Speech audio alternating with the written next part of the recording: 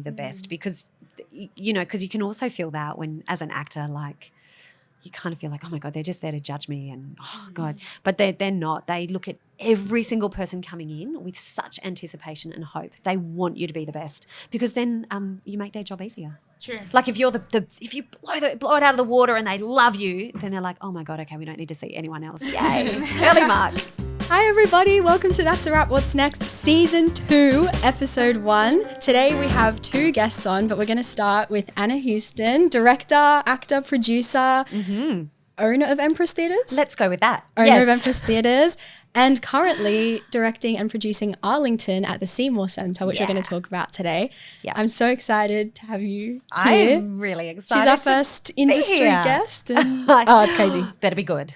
Better be good. Better be no good pressure at all for you. Yeah. So, okay. Do you want to talk straight up? Let's get a rundown on Arlington and what's going on there. So, what are we in now? Are we in week 3 or about to go into week 4? We're in about to do last week. I should know what week we're in. So we are doing Arlington. Oh my God.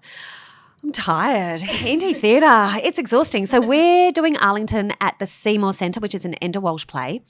And I am directing and producing with lots of help from incredible people like Jasmine. So Jasmine is assistant stage managing and invaluable and absolutely could not do this show without you. It's true though, absolutely could not do it without you. That's very sweet, thank you. But very, very true. And we are about to enter our final week of performances. And then next Saturday, August the 24th, so I don't know when this comes out, but hopefully before that. Hopefully I'm before going to try my very best. It will, no pressure. It will be all over. It'll be done. It'll be off the theatre dust. Face of the earth. Theatre dust. Yeah. That's sad. Yeah. How do you feel about that? I feel, that's a good question because weirdly, when a show closes, I always feel ready for it to finish because it is something that is like of the moment. And I think that's what's beautiful about theatre is that you have to be very present when you make it and when you are in the audience receiving it, and then it's gone. It's finite. And I think there's something really magical about that. But always after a show closes and you do the mania of bumping out and then all the producer stuff you have to do when a show finishes, a couple of weeks after that when I've had a chance to sleep, then I miss it terribly. So yeah, it's mix of things. Yeah. Are you looking forward to the sleep though? Yeah. I'm so excited about the sleep. I can't even say the name of the show properly. That's how exhausted I am. Oh my gosh. Well, thank you so much for coming here. Yeah, one my of the pleasure. days off as well. Mate, my absolute pleasure. What sort of things from the directing point of view were not in the script that sort of were added that you created? Yeah.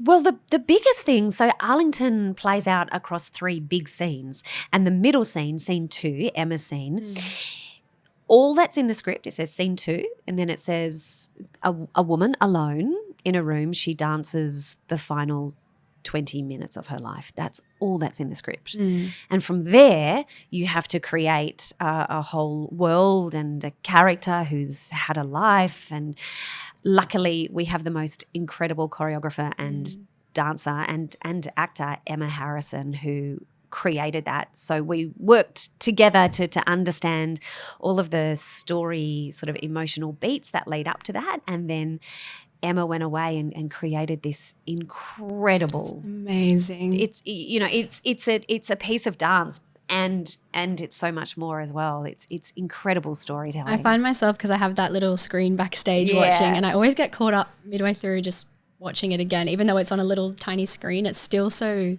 captivating. Amazing. Yeah, she's incredible. Yeah, it's stunning. So that was a big thing that wasn't 20 minutes wasn't accounted for really in terms of what you read on the page. So that was probably the biggest thing that is huge. Created. It's a whole scene. Yeah, a whole scene. Yeah. Wow. Yeah. And what about, because there's a lot of technical elements in it, and most of that's sort of described, but I mean, Aaron's done so many creative things with all of the projections, and so they suggest projections, and we luckily have Aaron Murray, who's not only the lighting designer, but he's also the video director, really. So he created all of these projections, and with like he's so incredible and knows how to read and interpret text so beautifully that what tended to happen in tech was he would show the projection, okay, this is what we've got, and I was literally like, no notes. Beautiful. Oh, so good. Yeah, really creative and yeah, he's just done the most exquisite job. It's beautiful. Because theatre's always collaborative, but I feel like this kind of project, would you say it's one of the more collaborative ones you've been in? Totally, yeah. So up until now, most of the theatre I've done has been, because I trained as an actor, most of it's been very actor focused, and you start with relationships, and that's really been the lens and the way into the work. And this one I deliberately chose because I knew it would be a really big technical challenge, and you need a really strong team to do that. And luckily our team is just extraordinary. So the sound designer and composer Steve Toolman, oh my gosh, set and costume designer Kate Beer, and lighting and video and projection designer / director Aaron Murray.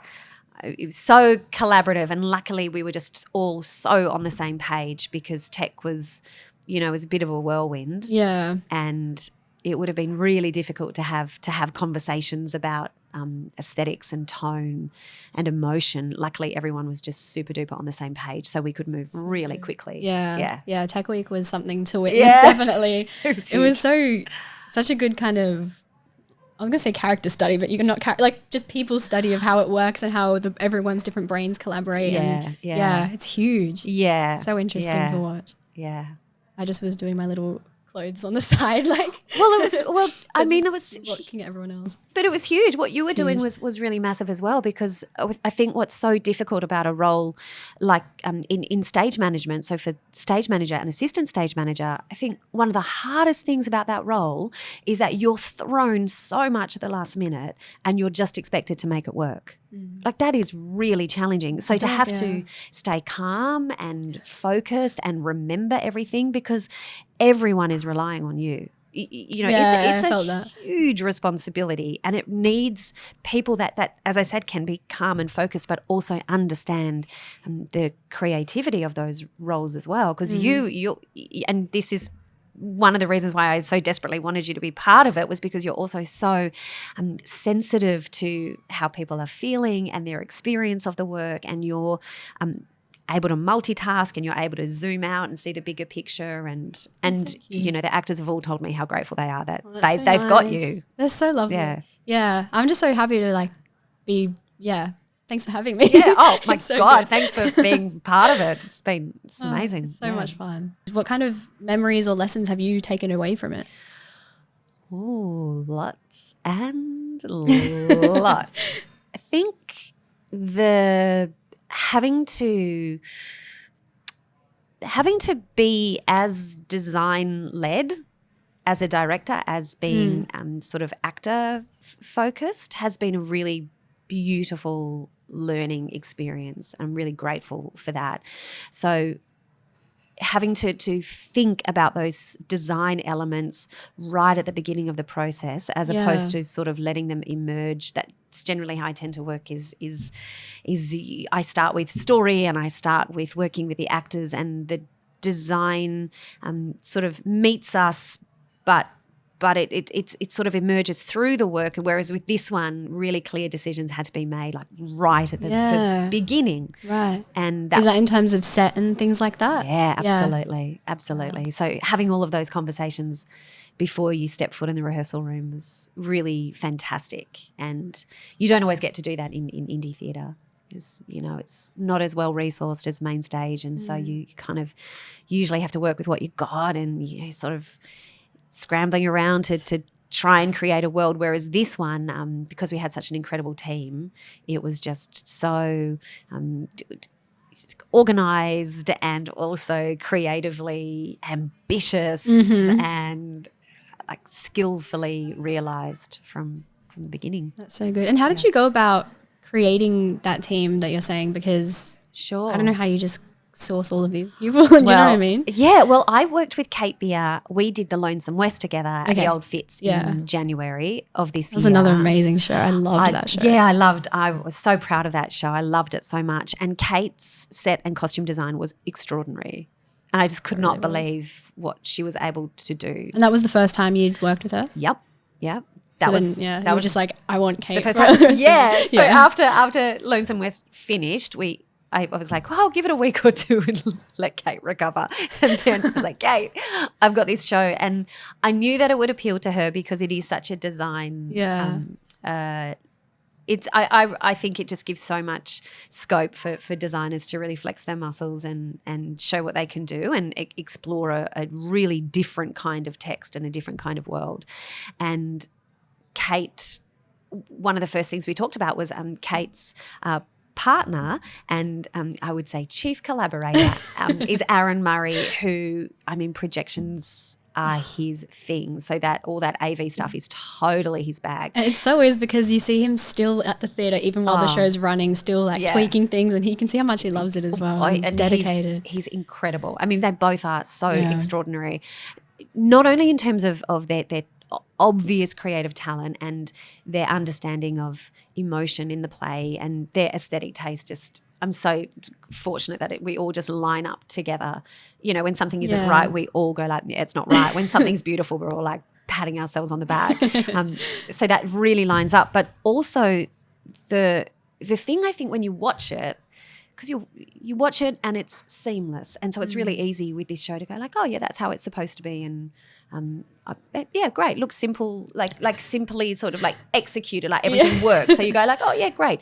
But what, you know, you don't see obviously the days and days and weeks that both Kate and Aaron and Steve Toolman, our incredible composer and sound designer, the weeks that they put into building that. Like there were whole days where Aaron was coding, I don't even know what he was doing, making our surveillance cameras speak to these monitors which he and Kate built into the set, which then speaks to Justice's, our amazing stage manager, Justice's desk. I have no idea how they do it. I don't get it. I don't. No.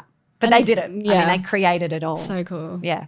Yeah, yeah, and sound mixing in, and I mean, what Steve has done is stunning. Yeah, it really is. I always notice something different in the audio as well. Like there's always, there's so many layers. That's and cool. It's great. Yeah. Love it so much. So you've done quite a bit of indie theatre now, acting, producing it, everything. What would you say are the biggest pros and cons?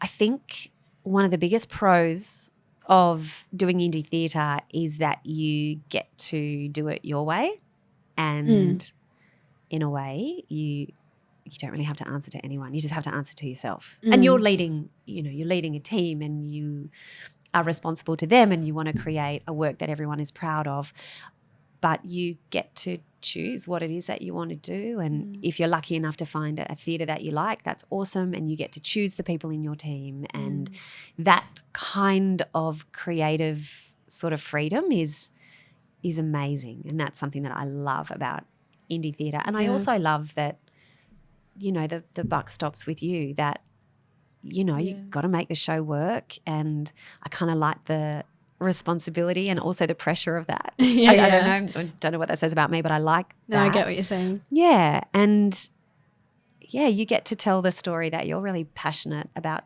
telling. And you know, so many people that are involved in indie theatre, either as actors or designers or directors, they also have to self-produce because that's just the way of it. So really you get to make all those decisions, and there's something really cool about that. Yeah, that's very special. Yeah. And also in indie theatre, because it's tough, it is hard because you do not have the support mechanisms in place that Mainstage or funded, subsidised theatre does. Usually, you know, if you can create the right kind of collaborative space, a rehearsal room in a theatre space where people feel really valued and excited by the project, then you walk away with a little, you know, very special sort of theatre family, like the bonds that you create through the process, because it is hard. You're doing it for love. I find that really, really special. That's really, and that's something that's really important to me as well, is the collaboration and the teamwork and everyone feeling good about what they're doing and proud. I feel like that's something I admire so much about your leadership style, I guess, is that you're just always checking in on people and always like adding that positive. It's so like, Well, I don't know how you can do it appreciate all the that. time. It's amazing. Lots of coffee. I appreciate that. I hope that is true. Because also, you know, having worked as an actor myself for so many years, I've certainly been, whether it's indie or main stage, I've certainly been in processes where it wasn't as positive as it could or should have been. So, you know, you sort of learn from those experiences and go, okay, well, when I get to run it, what's the space that I want to create where people feel excited to be there? The biggest con, and, you know, we're in a bloody worldwide cost of living crisis. The biggest con is money. It's money. So, you know, and that's tough as well in main stage, in subsidised theatre. That's really tricky as well. But in indie theatre, I mean, you know, on Arlington, for example, everyone's guaranteed a fee, which is important to me, that you know, conversations about finances really need to be transparent. And we actually do in the arts, you know, I believe, really need to talk about money and the cost of things more so that everyone really is on the same page and can really appreciate across indie, across main stage, commercial, subsidised theatre. Especially because it is so different for each project that you want everyone to feel comfortable talking about it. Yeah, absolutely. So, yeah, the money thing is really challenging, and it's everyone's choice whether or not they want to sign up and be part of an indie show. But at the same time, I always feel like, oh God, I just wish so badly that I had, you know, hundreds of thousands of dollars in my bank account so that I could pay everyone what they would be paid at an industry rate. So that makes it tricky, and it makes building the world and the work, you got to be really resourceful. But at the same time, when you have to be really resourceful like that, you're always more creative. Like the creative solution that comes out of, you know. So for us, for example, right, there's a bit in Arlington where some clothes, very pivotal moment, get thrown into the space, and, you know, there's a version where the clothes drop from the wasn't it meant to be ceiling? Yeah. Well, that's a suggestion in the script, and that's maybe something that we'll do when we take it to Broadway. Joking.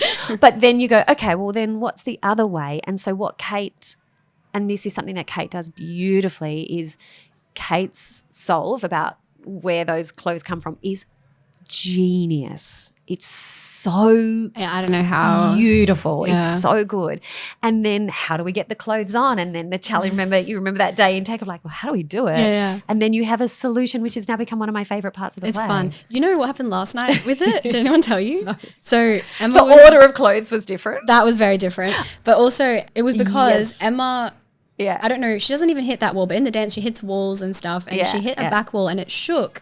Yeah. And it shook the wall that has the whole pile of clothes at the top, and it all fell and like landed on the ladder, and people had noise. So then I was just backstage like, that is so funny. When that happened, I heard that noise. It was a small noise, but I heard it, and I was sitting in the back row next to Saz Watson, our incredible assistant director, and Kate, our designer. We were sitting together, and Saz and I looked at each other like, oh my God, what was that? Because I thought, oh my God, part of the set's going to fall, the flat's going to fall down.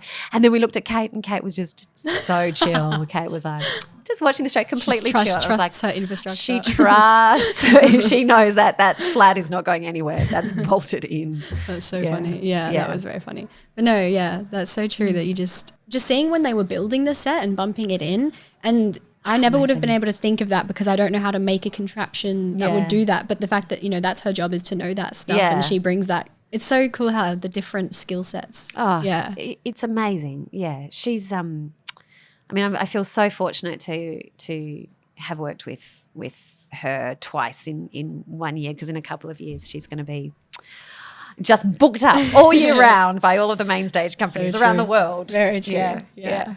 Wow. Yeah. How did you decide to have your own theatre company, and when did you decide to produce your own work / direct? Like, what founded that journey?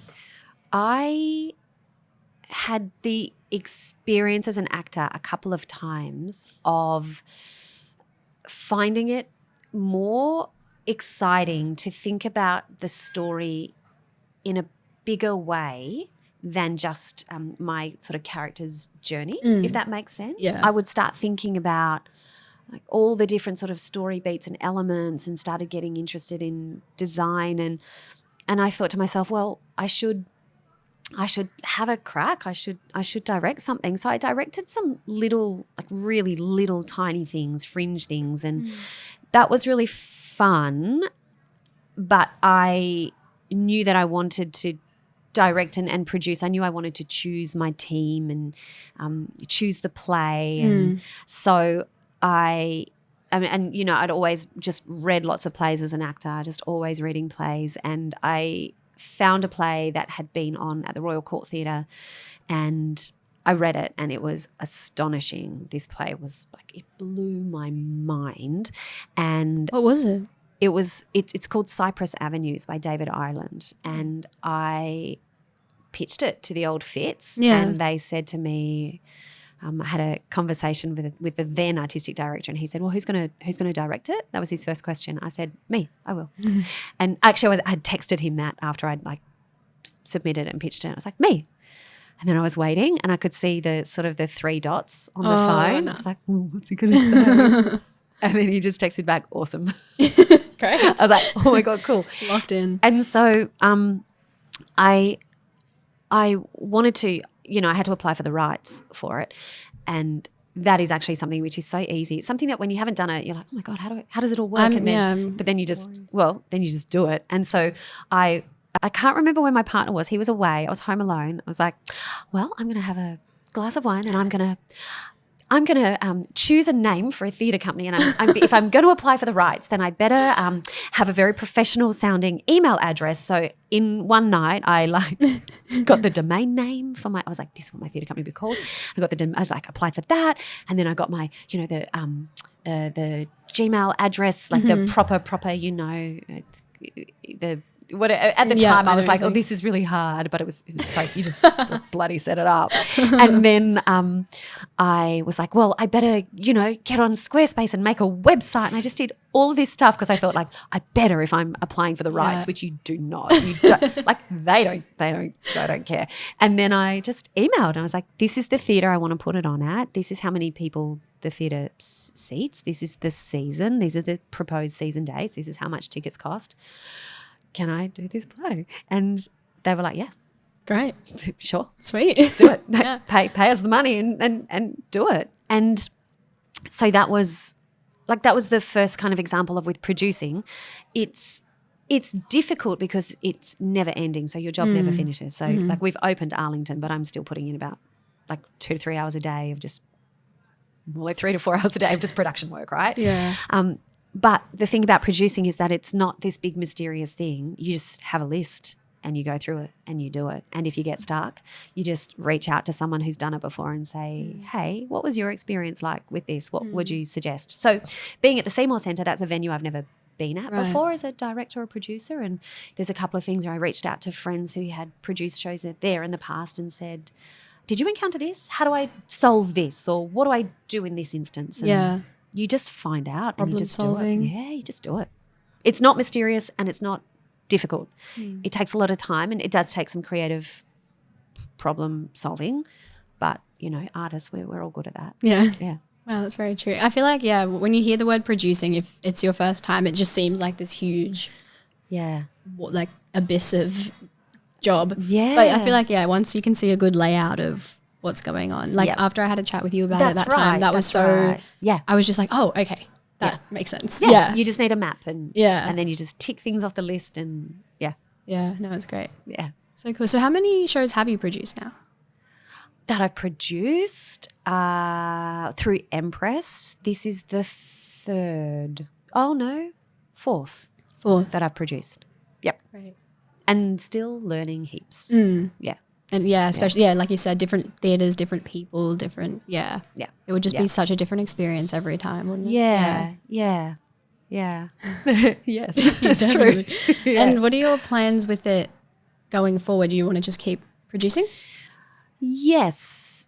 We've already sort of got the next thing lined up, which is work that I am writing and will direct with Phaedra Nicolatis, who's I didn't know who's that. performing. Oh my god. Is in it. So we've already had a development of the work, and Wow. Sean Hall is co-producing it with me and Okay. also performing in it. He's Oh amazing. wow, that's awesome. Yeah, so it's That's a really new cool. work that's the next sort of thing. How long have So you been writing it for? We had a 2-week development last year, sort of October, November last year, and that I had sort of sketched an outline for that. It's a bit of an immersive sort of theatre show. So I sketched the outline of that, and then we tested it and we improvised lots, and based on the improvisations I went away and wrote a bunch of stuff. And so I've sort of been that had to sort of go on the back burner because then the Lonesome West came up and then Arlington came up. So I'll sort of be back in that in the next couple of weeks. I'll get back into writing. That's so cool. And try to get a first draft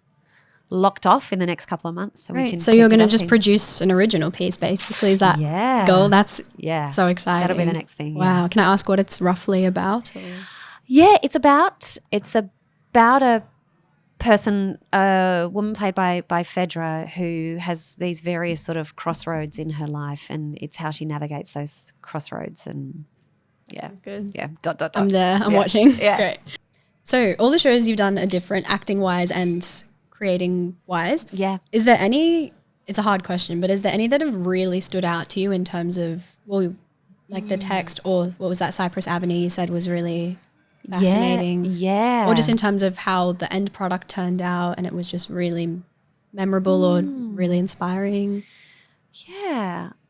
I think actually the show that we're doing now, Arlington, is really, because it's such a it's been such a different experience for me, a different way of working, where because the design elements and the technical elements are so fundamental to how the work, how it operates, how the play sort of rolls out, that experience of getting into the theatre and getting through tech and arriving at preview and then seeing it all put together for the first time, or truly all put together for the first time in opening, because it kept evolving through, which is what previews are for. It kept building and developing and evolving through the previews. Then to see it on opening night, that blew my mind, because in the rehearsal room you can, as we were saying, okay, and the projection starts and you're here, and okay, and then this, the live feed video starts. So many here. aspects that aren't. And you kind of have to imagine what they'll be, but it's not until the set is up and then you see those images on the set and then you see the actors interacting with those images in that space. And because the space itself is so important, because there's 2 different spaces and they're completely separate sort of worlds. Yeah, so that was a really amazing experience to have to sort of wait and see all the things come together and then go, oh my God, and then see everything sort of inform everything, and the tech feed the performance and the performance feed into the tech. It was very cool. Did you ever find it stressful during rehearsals when you didn't know exactly what you were going to be seeing, or did you just trust it? All the time. Yeah. No, I totally trusted. And, Kate and Steve and Aaron were in rehearsals a lot, coming in and watching and filming bits and then going away and mapping around that. So always things felt very integrated. But I'm always stressed. I'm always stressed because I'm really like all of us, so ambitious and just want it to be, I just want it cooking, and want it to be the best that it can be. And so I'm always stressed and I'm always thinking, oh my God, I'm not doing enough, or I could be doing things better, or oh my God, what if? But and that's absolutely not about not trusting, like I just knew from the very beginning I could not be in more experienced and creative, safe hands than the ones that I was in with our amazing design team. But that level of, oh God, what's it going to be? Yeah. Do you find, does the stress make it more difficult, or is it kind of just something you're used to and can work with, if you know what I mean? I reckon, as a director, you really have to create a tone in the room where we all feel safe because that's where you do your best work, for sure. And that's where people take risks and go beyond what they thought that they could do. So even when look, I'm just a stressed out person. That is just my personality. But I know, and I've been teaching. I've been teaching for so many years that you have to, as a leader, it's your job to create a space where there is no stress, where there is, there should be some creative tension in terms of how do we tell this story the best way we can, but not outside tension of oh my God, what's going to be the right tint for the desk? Oh my God, we didn't get the right tint today. Or that's such a silly example, but your stress doesn't help make a really great artistic work. So for me, it's always just mitigating and going, okay, what's a healthy amount of stress that pushes me to get it done, and then unhealthy stress can just go in the bin because it doesn't help me and it doesn't help anyone. So my dog Molly, who we all know very well, Molly, is an excellent stress regulator. Oh, in what way? Because coming home from rehearsals, I'd have a million things buzzing about in my brain, and then you get home and you've got this beautiful animal that just is looking at you going, just be present. Yeah. Just be present with me. Be present and give me food. Yep, and throw the ball. Yeah. And so you have to, after rehearsals, I'd have to go out for an hour and a half. She's a cattle dog, so she needs a big walk. And just had to be present with her, and that was the best stress relief. That's great. Yeah. So basically anyone that wants to direct, just get a dog as well and you'll be sweet. That's so good. Yeah. All right, well, we'll get Steph in now.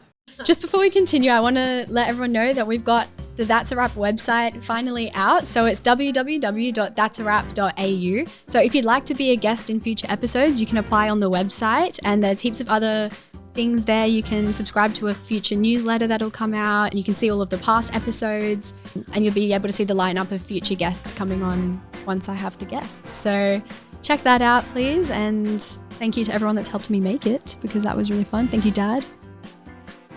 Hey everybody, welcome to part 2 of episode 1. So now we've added in Stephanie. Hi guys. Stevens. Stephanie Stevens, yeah. I don't know. My parents say they didn't plan that, but they're lying. They planned it. They did. Steph is in her last year at Sydney Actors School doing her showcase and everything else. Do you want to tell all the things that you do at acting school? So I'm basically just doing my showcase in the last semester of school. Yeah, the next 2 weeks is mostly when the showcase is happening, and so that's been a bit stressful, but it's been really fun. Yeah, we spent the last week building this crazy structure that sort of looks a bit like the Room of Requirement, with furniture on top of each other, which is what I do have a photo. It's crazy. Our director Garth Holcomb is a crazy man. Best. He's great. He's great. Basically what it looks like. Oh, that looks amazing. Yeah. Oh, that's beautiful. Yeah. So what a gorgeous space. We had to source all of these great different bits and pieces of furniture, which was a little stressful. For those watching on YouTube. So that's been stressful, but really, really fun and creative. And all my clothes are ruined with white paint now. So yeah, that's basically been what I've been up to for the last month. Yeah.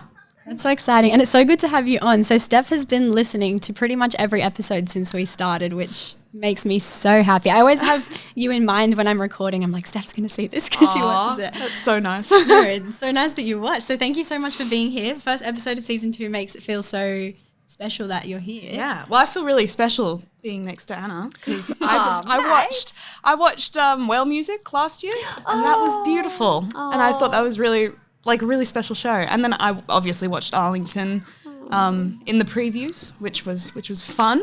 Great. That was a very different show actually, because I basically watched Arlington because my friend was feeling sick and she gave me her ticket on the night. And I was like, sure, I'll go watch a show. And so I rocked up and I had no idea what it was about. And I was like, I actually have no idea what I'm getting myself into. It could be a comedy, it could be a drama. I was going into it, I was like, I don't think this is a comedy. And then I saw the set and I was like, oh my goodness, that's crazy. This is not a comedy. Yeah. And I just thought it was really beautiful and quite different from other theatre shows I've seen in the past. Yeah. Did you have a favourite moment of any kind? Oh, man, I don't know. It's been weird. I'm from Canberra, so the last 2 years of school, I've never seen so much theatre in my whole life. Right. So, Great. yeah, each thing has been really different. I don't know. I really love the performances, I think, of the actors. I think they all did really, really strong work. I always come back to thinking of the very opening scene with Jack and Fedra. Yeah. And just they're even though they're not in the same room with each other and they can't see each other, I just love the chemistry that they built in that first scene. Yeah. So probably the first scene was my favorite part. But obviously Emma's movement piece was amazing. That was beautiful. Yeah. Yeah. Everything was good. Love it. So your showcase, Steph, I thought it would be great if we could all kind of discuss it because we've got Anna who's directed not a showcase but lots of, like she did my mid-year play last year. You've done a lot of student theatre. Yep. And then I've just done showcase, so that, and then you're doing it now. So I feel like it'd be great to kind of all put our brains together and see what happens in that world. Yeah. So I guess, are you having any troubles or concerns or anything like that with it so far? It's been pretty good, I think, from my perspective. We had a little bit of a hitch up because me and my scene partner Micah Dowdy, we were going to do a scene from Constellations, which is beautiful. It's the scene where they meet after a few I can't remember, a few years. I haven't seen it. A long time of not seeing each other, and they rock up to a ballroom dancing class, and they're like, "Oh my gosh, hi!" Like really awkward. Like I still kind of like you, but he reveals he is engaged. So we were going to do that scene, but then we realized that a different school had just done that scene for their showcase. And so Garth made the decision to switch the scene at the very last second, which was a little stressful, but it's fine. And now we're doing a scene from a play called The Wonderful World of Dissocia, which is Great by play. Anthony Nilsson. Yeah, Anthony Nilsson. Yeah, Which is crazy. I just read it, the whole play. Very strange, but quite lovely, I think, by the end.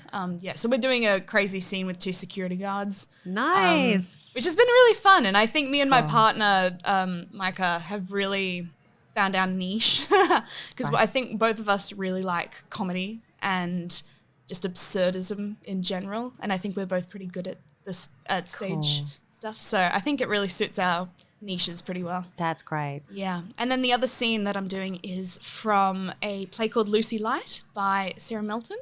And I'm doing that with a lovely lady called Laminka Pather. And yeah, that's very different. It's like a drama, very naturalistic, all about a girl that is going to get her boobs chopped off because she has a high risk of cancer. Oh, wow. So the vibes are super different. Wow. Yeah. Great to have that contrast, though. Yeah, literally. So great, So yeah, I'm looking forward to it. It's good. What scenes did you do for your showcase? I can't remember. I can't remember. We did stuff a lot more from film because we had Pip Edwards, so she was happy with us doing.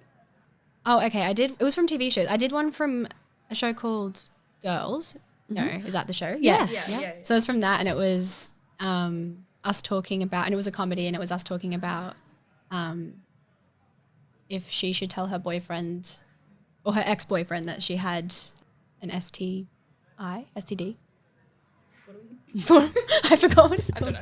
Well, you've said both. I think we Sexually transmitted disease. And yeah, so that was that scene, which was a comedy. And then the other scene was from a movie called Meet Cute, and it was me and Cameron, and it was us meeting at a bar for the first time, but the whole thing has like time travel involved in it and stuff, but we kind of didn't really include that, and it was me kind of already knowing him, but not. It was weird. That's cool. Like we had all these, you drink that too, me too. You say this, I say this, like that kind of thing. That was fun. So yeah, they were both kind of more comedy-ish. Yeah, I remember yours being a standout, I think, when I watched all of the, not saying that they all sucked, but but yours, I remember yours being particularly good. And thank you. Being like, damn, she's pretty good at the stage stuff. I mean, they filmed it really nicely, I think, so that was also an element. But yeah, it was really good, I remember. I really appreciate that. I found that it's interesting with the theatre showcase because it's filmed theatre. I haven't known what to do with that footage, so I've kind of got it on my YouTube page and that's kind of it. Yeah. Do you think that the director that you have, because you had Pip Edwards, who is amazing, did you find that her style suited your kind of theatre, I don't know, your style of theatre? Because I know that like Garth, for example, directs very differently to Pip. He's a very theatrical person. So, how did your type of director influence your showcase? Do you know Pip? Yes. Yeah. Yep. Okay. Well, I think, Pip was very good at kind of seeing both lenses of you want it to feel like theatre, but you want it to look like screen. But she definitely has a screen brain that I think she was just really good at getting everyone's truth out. That seemed to be her biggest thing for that showcase, was just really making sure it didn't feel presenty at all, which was really good and I think really important. I think for me, I would have probably in general just picked different scenes for myself to showcase different things. I did like Meet Cute, but I just wish I'd picked theatre, but because it was filmed theatre, but we did filmed theatre, but it was screen adapted for theatre. It was, do you know what I mean? Yeah. So that was nothing on directing. That was just kind of me and my partner's choices. And I think we all as a group felt a bit rushed making our choices, which led us all to like things we'd recently watched or things that we knew straight off of our heads. But no, I think, I remember the whole ensemble was very focused on making it feel authentic and making it feel truthful. And that would, Pip really was good at bringing that out of us and wasn't too stressed about physicality as much. I think it was just more feeling and knowing that that's going to come out of us physically was really good. Yeah. Yeah. It was good. Have you done any showcases before? Directed or you've been in showcases? I've been in. Yeah. No, I've not directed showcases. I would find that to be a lot of pressure. I'd find that really tough as a director. But knowing that you work with such amazing directors and Garth, I know Garth so well and I know he's worked so well. His attention to detail and his understanding of theatrical text and how to sort of wring out every moment of comedy or pathos or whatever it is just phenomenal. Yeah. And even I think it's amazing that Garth is so plugged into what's happening that he was able to say, don't do that scene, that's not going to serve you, go in a different direction. To have that kind of sort of industry understanding you guys are so lucky to have, I wish I had a Garth when I was in drama school. He's amazing. He's amazing. But I remember Showcase, I still do remember it, how hard it was to make a choice because you've got one shot to show the industry what you can do. Well, but especially yours wouldn't have been filmed. Nope. No, that's it's huge. live. Yeah. Well, here's the thing. You think you've got one shot and you do it and you attach so much importance to it. And, it is really important. But the real work, I know this sounds really corny to say, like, no, let me tell you from my experience. But like the real work is when you get out, and that's when you really got to roll your sleeves up and show people what you can do. Showcase is just one little sliver, and it's so helpful and useful for introducing you to industry folks and, of course, agents. But then that's just your first step. Then you got to book the work, and then you got to do the work and do it brilliantly. Yeah. Which is exciting, and what an exciting challenge. I think that's the other thing as well with acting is like you're growing as a person, you're growing as an actor, and I feel like even a month later, your acting feels so different. So me looking back at Showcase already, I'm like, it just feels like a world of difference of what do you know what I mean? So you kind of move on anyway. Even if you've created something really good and really good for showing, you kind of want to show new stuff as often as possible. That's what I find. Yeah. I think that's why I'm trying not to get too stressed about it. Yeah. Because I know in the long run, like, I'll be a different actor next year than I am right now. I can already tell from last year that a bunch of stuff is different. So, anytime, like, the stress starts to, like, rile up, I start to be like, it's okay. It's not that deep. I'm literally playing make-believe. It's supposed to be fun. I did this because I enjoy it, not because, I think the more I have fun, the better acting I can do. That's true. And I can't, I've realized I can't act unless I'm having fun. Yeah. Which is really helpful when you're doing a comedy scene. Not too helpful when you're doing a really dramatic drama scene. But I think you just need to find parts about it that you actually really love and fall in love with the text. and just relax. And through that, the fun stuff will That's great. come. Sometimes hard in a comedy scene because I find I have too much fun and then I'm trying not to break all the time, especially on screen. It's so bad. Like, it's so bad. I don't know how to stop that, but that's fine. I had a teacher that used to say if you're breaking in the scene, it means you're doing something right, because you don't want to break if real. you're not doing a good job. You know, you're just self-critical and just like, Yeah, oh my God, I hate this and I want it to be over. So there's That's silver reassuring. silver That's lining. it, yeah. I also to the find if breaking. you break in the scene, it's often because of the people you're working with, because you're enjoying working Yeah, with the people. yeah, It's not necessarily always the source material. It's often the environment you're in. So Yeah. it's often a good sign. Yeah. It's interesting on film though, because sometimes I did one of my showreel scenes and that was the funniest set I've ever been on so far in life, because it was a huge comedy scene and probably every couple of lines that I did, someone was like trying to stifle a giggle, or I was trying to stifle, like not laugh. So everyone kept laughing. But then it was interesting once I edited and put it all together, and I feel like people viewing it and not knowing what this filming, the filming experiences was like, it wasn't as funny as filming. Do you know what I mean? So I feel like it's good to be aware of sometimes if you find it funny, it doesn't necessarily mean it will be. I feel like for theatre, like when you're creating it in the rehearsal room, Yeah. like a lot of that stuff ends up staying there. Yeah. It doesn't, Yeah. I don't know. Yeah. Do you find, like, how do you fine tune what you know is going to work? For comedy, Yeah. it's hard. It's hard when you're rehearsing a comedy. So Lonesome West at the start of the year is a Martin McDonagh play. It's a comedy because you'd find the funny and you'd lock it in, and then through the repetition, through weeks of rehearsals, it's not funny anymore.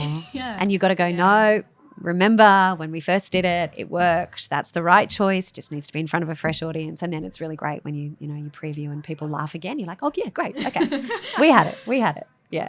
Yeah. I just love hearing people laugh. It's just something that's part of the reason why I like doing comedy so much, which is not something I thought I'd be into. Like when I moved to Sydney to do acting, I actually really liked like thrillers and horrors and like scaring people. I thought that was going to be my path. I don't think it is anymore. But I just love hearing people laugh. I just think it's it gives so much life to people, and it's sort of almost like, I often say like doctors are there to help people survive, but comedy is there to make people want to live. Because I just think laughter is so important to health. Yeah. I often go, if I'm feeling really down, I'm like, oh, I need to laugh. I need to like put something funny on and just, I don't know, laugh. Yeah. That is so, yeah, I agree. I really agree. And then we're here doing Arlington right Oh, now. God, what are we doing to I people? know, I thought it was a comedy. What? I find it funny. No, the first scene was quite funny.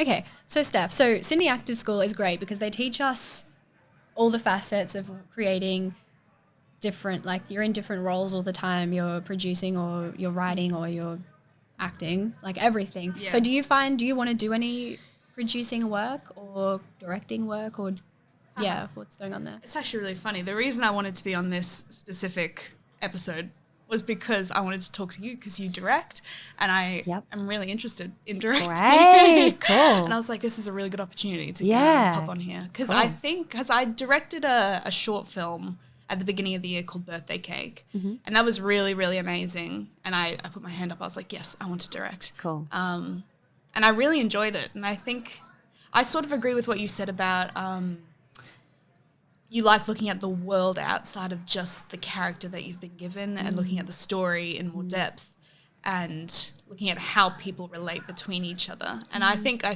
have a similar view because I like stories outside of just a character. And I think I enjoy working with actors and talking to actors. Maybe it's just I just like talking to people. Yeah. And I like to feel helpful, I guess. So I've been trying to have that under my wing for at least this year, because I don't think I was really thinking about it too much last year.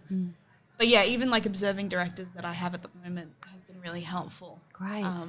Yeah, I don't know. Do you got Yeah. any tips and tricks? Before you go, I also want to direct, but I don't know what's stopping me. I just haven't had the opportunity yet, but there's something in my mind where I'm like, I'm not going to do it for another 5, like I have to wait till I'm ready. Do you know what I mean? So that's my thing. And then you've got your thing. ready. So tell us everything in the world. Oh, right. Like, here we go. Actor direct.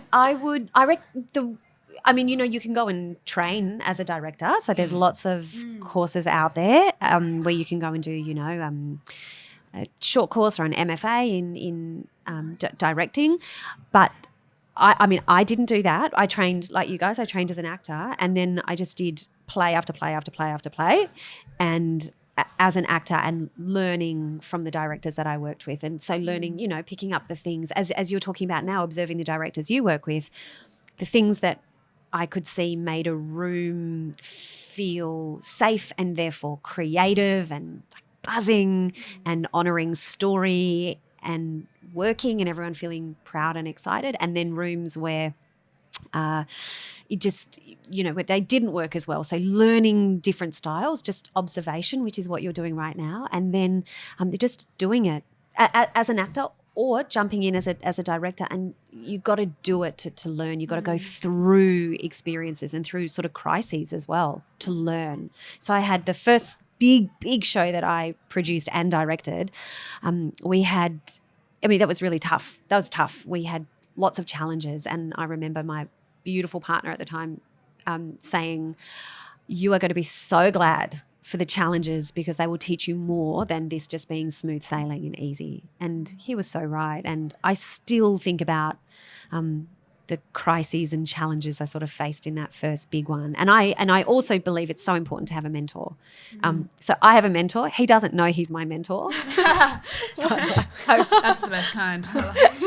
He's a director that I've worked with about 5 or 6 times, and he's my North Star as a director. Like, I just always think, like, what would he do?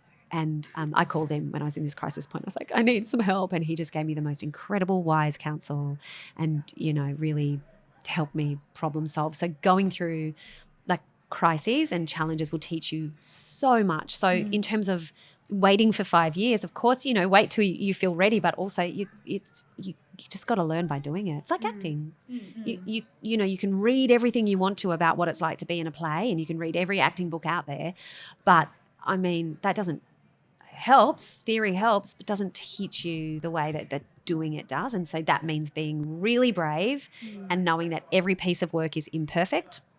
There's no such thing as a perfect play, and there will be lots of mistakes and lots of moments where you're like, oh my God, I'm way over my head, and that's normal, but it will just teach you so much. And I also recommend starting out with people that perhaps you've worked with before or that you really trust and that are problem solvers and that they've got your back, especially for your first time out, because people management is a huge part as well of directing. And so if you can have some people around you that really care about you and will look after you and be problem solvers. So like part of the reason why I reached out to you for Arlington is like you're exactly the kind of dynamic, warm, compassionate, empathic and really rigorous artist that would complement the team so beautifully. That's so nice. And it's true. It's really true. Yeah. Wow. Yeah. Thank you.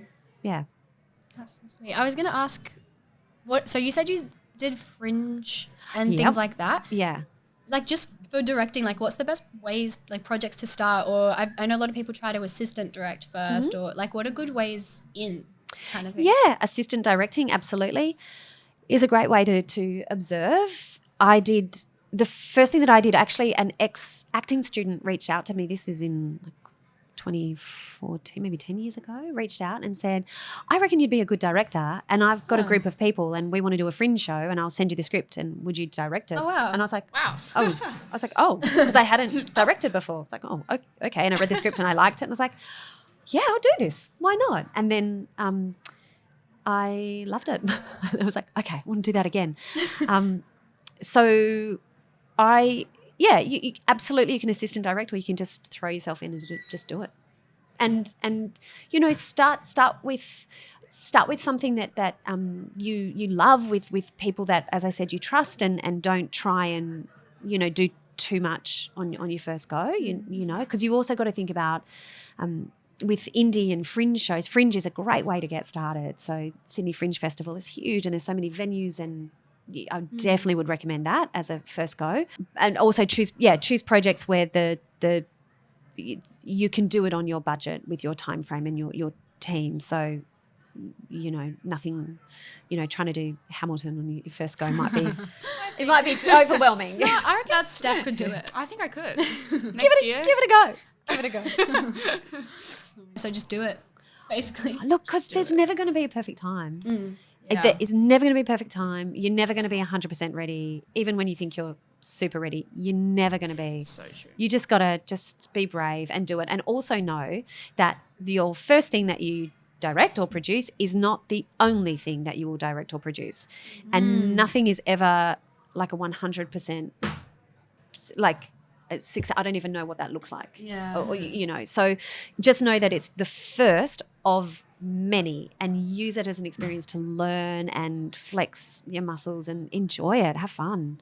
That's Yeah. a really good way to look at it. And like a lot of creative things, I think. Because Yeah. that straight away my head went to music as well, because I was just talking to Steph before Yeah. of how I recorded my first song, but now I don't want to release it because I'm like, no, it's my first impression and la la la. But yeah, I'm still not going to release it, but I think it's just good to know, like, I'm going to make lots. So it's, that's so It's the first true. of many. It's not the only thing that will define you. And Yeah. the learnings, it's like, think of it the way that your actors, waiting for the right play to be in. You'd never do that. You'd just go like, yeah, I'm going to do the next thing that comes my way because I'm going to learn and meet people and grow. Same for producing and directing, I reckon. It sounds a bit like what Aisha was talking about on your podcast last week. Remind me, please. Where she was talking about like procrastination is something that people do if you're a perfectionist and you want to make it perfect, and so you keep putting it off until it becomes perfect, but then it never is perfect, so you never finish it. Yeah. Yeah. I think that's also something I've learned through this whole drama school experience, because I think I was definitely a big perfectionist when I came, and I think through having fun and knowing that there's something else on the other side, another project that you can do, yeah, it's not too deep. That's the quote of the year. It's not that deep. Yeah. This is funny, actually, because I don't know, maybe I just come from like a family of people that just do things. My sister has a production company called Fantasy Studios back in Canberra. And the first thing she ever did was put on a musical called The Trail to Oregon. And it was so funny because we were sitting down one day and I was like, what are you going to do with this production company? Because she had made it before we even thought about putting on a show. And she's like, I don't know, like, should we put on a musical or something? And we were like, yeah, there's this one, like the rights are right here. And like, this would be the cast probably if we wanted to put it on with our friends. And literally by the end of the evening, we had the entire cast say yes. And we had like the music director and the lighting guy. And we were like, okay, so we're doing this, I guess, in 3 months. Cool. Wow. And then we did it. And it was so, like, every night was sold out. And Amazing. It was great. Only because like that evening we were like, right, we should do this. That is so fantastic. cool. Yeah. That's So the best. I think through that experience, knowing that if you just do something, don't think about it too much. It's not going to be perfect, but that's okay because nothing is perfect. Yeah. Yeah, you can do so many amazing things. And it was a really funny show, and people still talk about it to us to this day. And I'm like, oh my gosh, we made an impact on people with this show. Oh, that's the and best. I was like, oh, yes. So yeah, I think that was really a beneficial experience. That's so good. At least before coming to Sydney.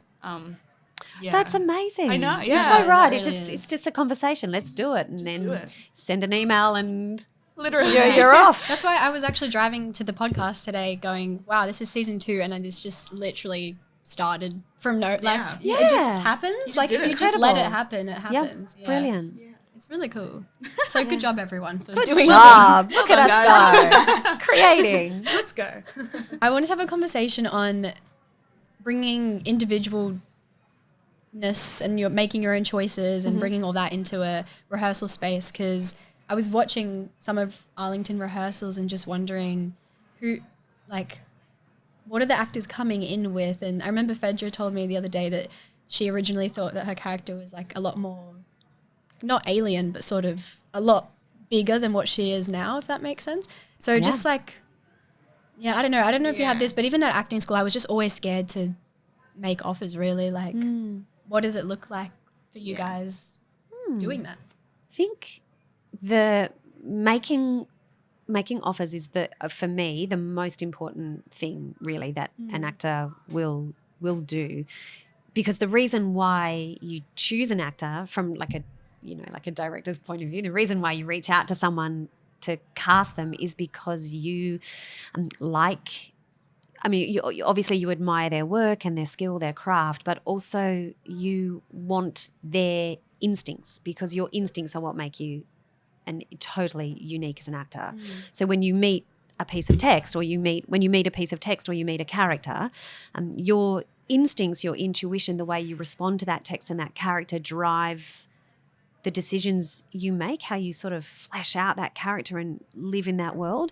And that's what, for me as a director, that's what I want. So I want always to work with actors that come with offers, because otherwise you've got nothing. Yeah. Then it's up to me to choose and to build it from the ground up, and that's boring. I want their ideas. I did this really great creative writing course during COVID because we were in lockdown. I was like, tearing my hair out because I just wanted to be creative, and we couldn't. So I did this online writing course. I loved it. And they had this saying, this mantra, where they would say, you just start writing. Don't worry, don't judge yourself, just start writing, because you can't edit a blank page.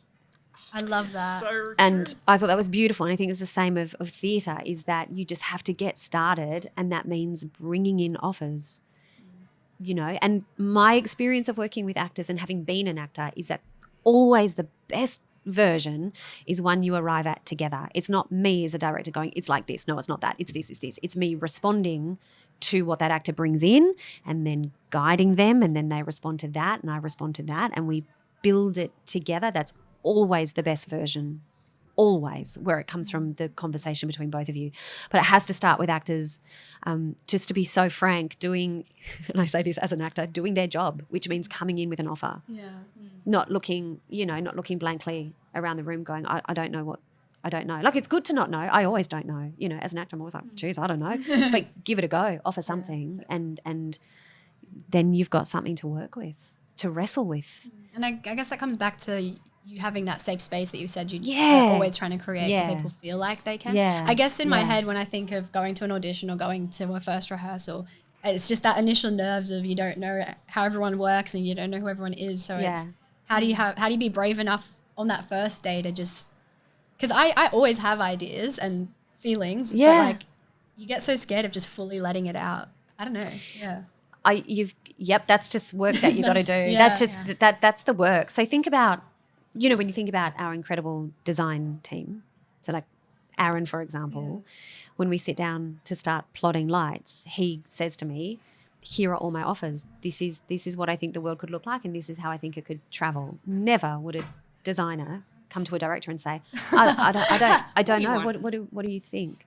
Then as a director, I'd be like, what do you think? That's why I hired you. So it's also not the director's job to know, to know how you should play. That's your job to make that offer, and you got to have a strong, clear offer, and you've got to be flexible as well. Yeah. So, and you've also got to develop.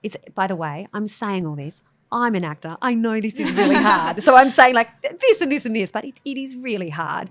It's so reassuring to hear it. From from a director's point of view is so different, because I know what it's like inside and from the outside. Is you also if you offer something and it's not right, that doesn't mean that you're not right or you're bad at acting. It just means that offer or that take isn't the right one in that moment. So it's not about you personally. And that's because as actors, our job is to be sensitive, right? That's our job, is to be open and sensitive and feeling. And so when you're on the floor as an actor and it's like, no, it's not quite that. It's you just got to be brave and separate that from you. Do you know what I mean? Yeah. It's that famous Kevin Jackson quote of failed gloriously. Take a risk and that's seared into my brain. Fail take gloriously. a risk. Yeah. Love it. Yeah. No, thank you for saying that, because you hear it all the time from so many different people, but I feel like the more you hear it, the more you get used to the concept that you have to just put things. And you're so right about like an actor's job is to be sensitive. So it is so hard, I think, to separate that sometimes, especially and every day you're in a different place emotionally and just always getting feedback. It's really I reckon being an actor's it's bloody hard, because you have to be so open and your emotions are the thing. And so to bring that emotional life, you got to be so vulnerable. but it's the actors that work and the actors that do great work are able to be brave as well, and to also meet in a collaborative way, not wait to be told, is really important. So, All right, do you want to do your questions? Sure. I mean, most of them have already been answered, but Steph has questions to bring to the got podcast. a lot of questions. So many questions. At least coming from like two actors that have just, well, I'm not yet, but We're close, yeah. entering into to an industry with professional productions. The audition process of auditioning for a new play. What exactly are you looking for in an audition? Because obviously we've auditioned for stuff before, but is it different or is it pretty much the same? I don't know. Yeah. So you hope for someone to walk in that's done, this is going to sound so boring, that's done their homework. So obviously they've read the play and they know a little bit about the playwright. Maybe they've read something else by the playwright. It just depends on how much time you've got. But they have, it's a balance of having a point of view on the work. So, they've engaged with it in some way, and also obviously being open because it's the director who's chosen that play and who's going to sort of have the vision that moves it forward. So when I say having a point of view, like engaging with it, understanding thematically maybe what it's trying to say, or having an opinion about, the world of it. So so having done that sort of homework, and then of course working on the scene, so all of your text analysis and really strong office, so being clear about your decisions in terms of the text analysis. You've got the stuff that we know is basic, like beats and the moments that you want to create, having rehearsed it. If you can be off book, it's time constraints, but if it's something that you really want and you've got the time, put everything into it. And being off book means that you can actually look at the reader and actually try and create something. And then the other thing is being brave enough when you walk into the room. This is going to sound really weird.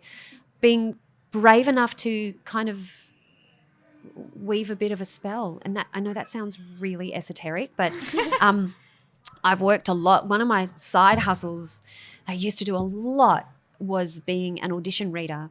So I would get hired by companies, STC or, the big sort of commercial theatre and musical theatre companies. They hire you to come in as a reader. So I've had a lot of experience watching how a director and a casting director and, as the audition process goes on, producers work with actors. And I just remember so clearly being in the room. I was a reader for Muriel's Wedding when they were auditioning for that. That's such a good musical. That is so good. Yeah. That's really good. And I cannot remember this actor's name. I know that she was in it. But she walked in and, I'm not a huge musical theatre person. So this was a musical theatre person and I didn't know who she was. And she was obviously incredible. She walked in and had a chat with the director. And then I just remember she walked really slowly over to there was a pianist in the room, obviously accompanying everyone, and she put her sheet music on top of the piano and then really slowly turned around, really slowly walked to the centre of the room with so much presence and just calm. And I felt myself doing it, and I noticed everyone just sort of lean in and just felt like the room kind of narrowed and just zoomed in on her. Wow. And then she just stood for a couple of seconds and then really slowly turned to the pianist and nodded that she was ready and then just belted out this incredible song. But before she even opened her mouth, the room had shifted. And I thought about that a lot. Like, what did she do? How did she make us all lean in that way? And it really was about that she didn't come into the room apologetic. So many actors come in apologising for taking up space. She didn't come into the room, oh my God, thank you so much for seeing me. There was no rush. She came in as an absolute equal, and she did it because she'd clearly worked her ass off because her audition was so strong. So she had put in the work at her end, knew she deserved to be there, met everyone as an equal, and rather than an audition where you felt the need and thank you, it was, here we have maybe 10 minutes to collaborate together. I'm going to bring all of my work, my experience, my craft, the decisions I've made about the song and the scene to you. You meet me the way I meet you, with thoughtfulness, and you can direct me. And it was, I mean, none of that was said, but I thought about that experience so much, and all of that was that was the bedrock. So if you as an actor do your work, you can be courageous enough to meet the people in that room as equals and treat the audition. This is a collaborative space for 10 minutes. I meet you as an artist, you meet me, and make the room bend to your time. Don't get caught up because auditions are so fast and they're manic and they're stressed out. They want to find the right person.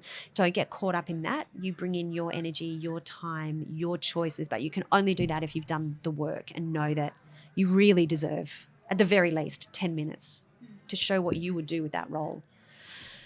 And yeah, that was one of my strongest kind of learnings about, you know, as an actor, how to go into an audition room, is to be proud of the work you've done, confident in showing them.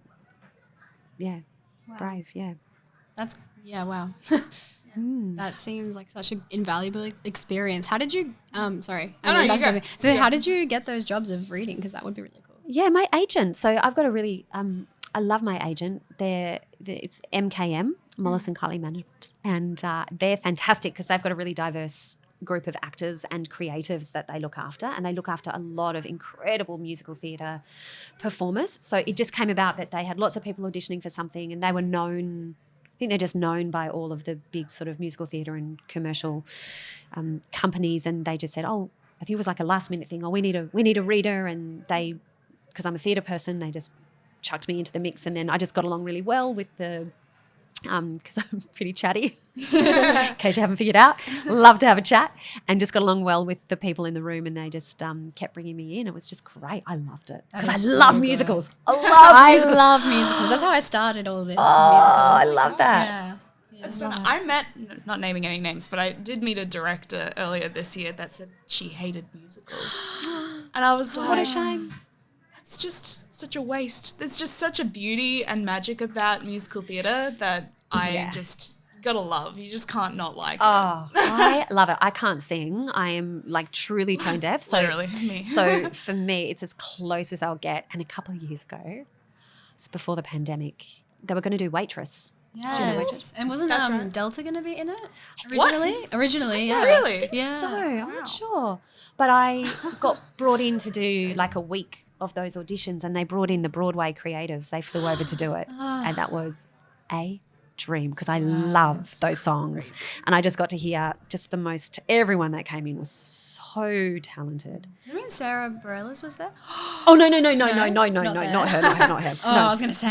No, the musical director and the musical director and resident director, they came Just as good. But it was cool. It was great. It just fulfilled all of my musical theatre fantasies. Yeah. It was so fun. Wow. I'm so excited for Hades Town. Yes. I auditioned for Hades Town. Oh, you did? Yeah. How'd it go? I didn't get into the first, I did the dance call.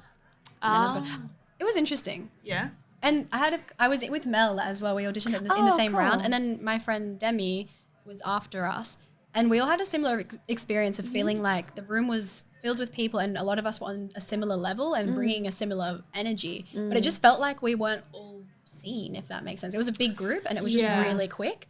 And I just feel like people that got selected as I was like watching as I did it just seemed pretty similar to myself and Mel and I'm assuming Demi, but just weren't picked. It was just hard to differentiate what made the difference because it was like we would look similar or have a similar dance ability and it just, it was really strange. Who's putting that on? Is it a big? It's going to be at the Theatre Royal. Okay, so it's a big one. It's big one. It was interesting. I don't know. I'm so grateful that I got to do all that audition reading, and I've got more. Actually, just got more coming up, which I haven't done it in a little while. Which will be so exciting because I love it. It's such a fun little side hustle. It's so fun. But from that experience, there are so many things that go into casting. It's not ever just about how good you are. It's actually never just about how good you are. There are so many factors at work that I always wish that I could say to the incredible people that walk in and walk out. I always so wish I could run after them and say, just so that you know, there's lots of things that go into casting. It's a real complex thing. Yeah. Yeah, lots of ingredients in the mix. I just don't know how they do it so quick. Like they looked at probably 30 people at once. We did it probably twice for the panel and they just knew. It's just crazy. Yeah. It's huge. That's- It must be so hard for them too, having such little time. Yeah, you're always up against it with time. But also just know that they are looking at everyone wanting them to be the best because, because you can also feel that when, as an actor, like, you kind of feel like, oh my God, they're just there to judge me and oh God. But they're not. They look at every single person coming in with such anticipation and hope. They want you to be the best because then you make their job easier. True. Like if you're if you blow it out of the water and they love you, then they're like, oh my God, okay, we don't need to see anyone else. Yay. Early mark. Yeah. Yeah. That's so true. Wow. I was going to say, I'd sidetrack, but I read a book. I can't actually remember who wrote it. It was called The Audition Manual. I read it when... The Dean Carey book. Yeah. I love that book. Yeah, I bought it in preparation to audition for drama schools, actually, back like 2 years ago. That's old school, that book. I know. I remember reading that when I auditioned for drama school. Literally. That's in like 2001 or something. Jesus. I was like, let me do all this research to like probably Yeah. audition for all these schools. But one of the things that has really stuck from that book was, I can't remember where, but it was like, think of the audition as you're hosting your own audition, not that the panel is hosting the audition. Great. And I was like, oh, that's such an interesting way of thinking about it because it means you're the one in control of the room and you're presenting the work that you've done. And once you've presented, you've done your job, the hosting is over and you leave. And I was like, oh, That's great. I'm gonna It's think your that. party. It is your party. Yeah. That's so cool. that was really helpful, I think, for at least auditioning for drama schools. Yeah. That's really cool. And I guess as well, it's maybe your one chance to be that character with an audience. So you want to like really appreciate that short savor time. it. So Yeah. true. And I think, what was it? Michael Caine? I can't remember. It was one of the Michaels. There's too many. He said something along the lines of like, my job is now, I think of my job as auditioning. I don't even think about what happens afterwards. I go to work every day and I audition and that's my job done and then I go home Great. and I've done my work that day. So thinking about it that way is also quite helpful. Thinking, oh, I'm going to work today. I'm going to audition today. Yeah. Yeah. I thought that was quite reassuring. Yeah. Especially if you like keep doing auditions and nothing is really popping up. Yeah. Yeah. Might be a good one hard. to just remove yourself. Yeah, it can be really hard. And, if you love it, you just got to keep going. Yeah. Yeah. Thank you both so much for being part of season 2. I'm so happy that I got both of you and it was such short notice as well. So thank you so much. I think I'm excited to edit this because I want to rehear everything that we just said because it just feels like it was really invaluable. And I really appreciate both of you making it down. Thank you so much. Thanks so Thank you. much Yeah. for having us on. Yeah. Kind of you. Yeah, to think thank about you. it. Thanks. What a generous thing to do, to have this conversation for people. It's great. Thanks everyone that listened. If you liked this, make sure you leave a review or a like or say something, do something, I don't know. And you can follow Steph and Anna. They'll be linked below. And if this is out before Arlington, please come see Arlington. Come see it. It's really good. Really good. As There you someone go. not a part of the cast or crew, I would highly recommend. So thanks so much, everybody. See you next episode. Bye. Bye.